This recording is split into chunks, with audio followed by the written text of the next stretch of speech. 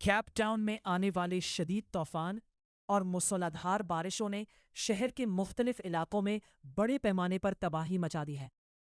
Reports کے مطابق تیز ہواؤں، سیلابی صورتحال اور بارش کے باعث ہزاروں گھر متاثر ہوئے، جبکہ کئی علاقوں میں درخت گر گئے، سڑکیں پانی میں ڈوب گئیں اور بجلی کا نظام بھی شدید متاثر ہوا۔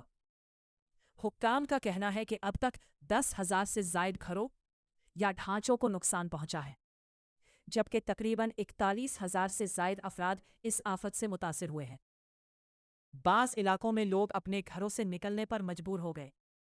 حکام کا کہنا ہے کہ اب تک 10,000 سے زائد گھروں یا ڈھانچوں کو نقصان پہنچا ہے، جبکہ تقریباً 41,000 سے زائد افراد اس آفت سے متاثر ہوئے ہیں۔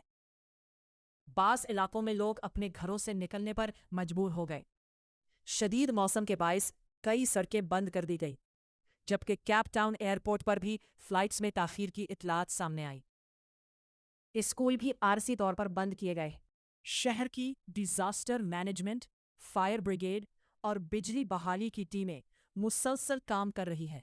حکام کے مطابق تقریباً 4,800 سے زائد بجلی سے متعلق شکایات موصول ہوئیں اور مختلف علاقوں میں بجلی بحال کرنے کا کام جاری ہے۔ متاثرہ علاقوں میں کھانے، کمبل اور ہنگامی امداد فراہم کی جا رہی ہے، جبکہ ریسکیو اہلکار گرے ہوئے درخت ہٹانے اور فلڈڈ علاقوں سے لوگوں کو نکالنے میں مصروف ہیں۔ حکام نے شہریوں کو غیر ضروری سفر سے گریز اور احتیاطی تدابیر اختیار کرنے کی ہدایت دی ہے۔